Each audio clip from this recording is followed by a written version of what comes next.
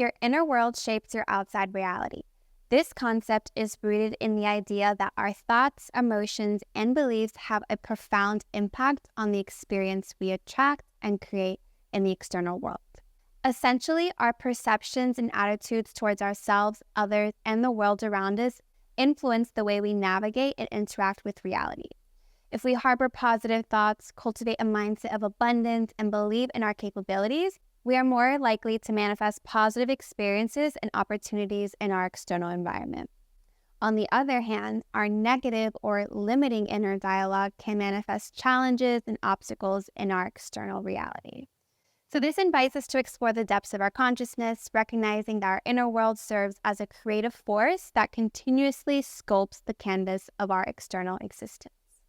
It was really only when I started incorporating affirmations into my regular routine that within a few weeks I witnessed the direct influence of my conscious thoughts and feelings on my outer world. The results were amazing, but I realized that they were fleeting and demanded significant conscious effort on my part. This was because I was only adjusting these beliefs at the conscious level rather than the subconscious level. And then I found hypnosis, the tool that changed everything for me and taught me how to rewire my subconscious mind to make these affirmations my new way of thinking and believing. Hypnosis was what helped me finally change my mindset. I was able to go back in time and revise the past, reparent my inner child and heal past wounds, and condition my mind to become the most confident and self-loving version of myself. It was with hypnosis that I was able to change my limiting beliefs to ones that empowered and supported me. So what is hypnosis? Hypnosis is a trance-like state characterized by focused attention and heightened suggestibility. It occurs when the brain enters theta brainwave state, an altered state of consciousness, where you become more open to suggestion, with your attention narrowed down to specific thoughts or images. This increased receptivity makes you more responsive to guidance and positive suggestions. As someone who has personally been hypnotized many times herself, the best way I can describe hypnosis is like putting the conscious mind to sleep so that you can have direct access to the subconscious, the seat of all your thoughts, feelings, and behaviors, where all memories and your emotions are stored. It is incredibly relaxing and can feel like your body is either falling asleep and growing really heavy or like you're floating. Your mind feels expansive and open, and you're so deep within that you lose concept of time. In fact, a lot of my clients will feel our sessions to be about 10 to 15 minutes when they're way longer than that. In a spiritual sense, hypnosis feels like you're silencing the egoic mind and allowing your higher self to come forth to aid you in healing. As a hypnotist, I act as a guide or helper, instructing you into a hypnotized state, and then I make suggestions and promote change that you accept as true because they align with your desires. You cannot be hypnotized against your will. In fact, it will only work unless you want the changes to happen. And so with hypnosis, we can also become aware of limiting beliefs and patterns that you weren't conscious of before.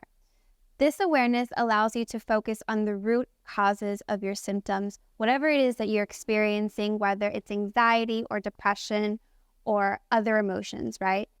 Together, we sit down and we identify your goals and then align your internal world with these goals.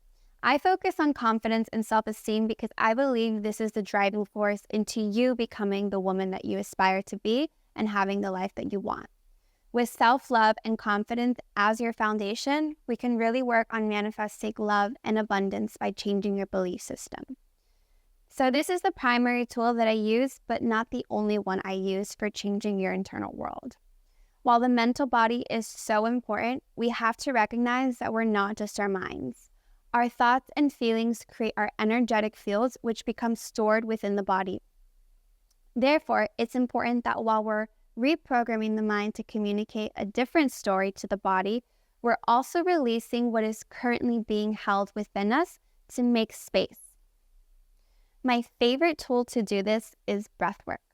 Depending on how deep you go, breathwork is a quick and easy way to bring you into a centered space where you can calm the nervous system, release stress and trapped emotions, and tap into intuitive wisdom and guidance. Holotropic breathwork is a more intense practice that uses short, intense breaths to bring you into a higher state of consciousness. This method was developed as a way to help people deal with trauma, especially helping those with avoidance behaviors. Some would even compare this type of breathwork with having a psychedelic experience. Every breathwork experience is different, yet always transformative, and these two tools together are an absolute game changer. Breathwork helps you release so much so that you stop acting from a triggered place and manifest from a place of alignment. Then there's also work that requires conscious effort on your part. The beautiful thing about hypnosis is that it puts you in control of your decisions. You stop functioning unconsciously, but begin to become self-aware of your thoughts, feelings, and behaviors. But ultimately, it's up to you to change them as they arise and make better decisions for yourself. This is typically the first things my clients will notice after just a few hypnosis sessions. It's almost like their conscious effort further solidifies what we're conditioning your mind to do in hypnosis. So you stop becoming a slave to your thoughts and start correcting them. It's quite amazing. The conscious effort comes through incorporating consistent practices like mirror work, affirmations, sleep hypnosis tapes, reading, journaling. Remember that everything that you expose yourself to is influencing your internal world and either solidifying your old programming or creating new programming. That's why the type of music you listen to, movies you watch, and even content you follow on social media is super important. As children, we become a product of our environment, but as adults, we have more control over our environment and what we're feeding our brains. My advice is to expose yourself to things that feed your soul and that make you feel good and supported. I always like to connect with the version of myself that I want to align with. What does she look like? How does her energy feel? How is she currently living her life? What is the difference between who I am being now and who she is? What are her thoughts, feelings, and beliefs? What are her behaviors? How does she spend her time? What wouldn't she be doing that you are? Then work on aligning your internal world with her world. And remember, the key to truly reprogramming your subconscious mind and changing your inner world is consistency. It's your job to make the unfamiliar, your new way of thinking, familiar. So don't burn yourself out by doing too much. Be patient with yourself and try different practices and find what works for you. There was a time when mirror work was super useful for me, and now I regularly meditate and listen to sleep hypnosis audios. And this is why I'm creating so many meditations, hypnosis audios, and sleep sessions on my YouTube so that you recreate that inner world within you, changing who you are being and ultimately changing your life. And so if you're interested in additional support through one-on-one coaching, including personalized hypnosis and breathwork sessions to align with your ideal self, you can schedule a consultation with me in the link in my description box below. I hope you guys enjoyed the video, and I will see you all soon.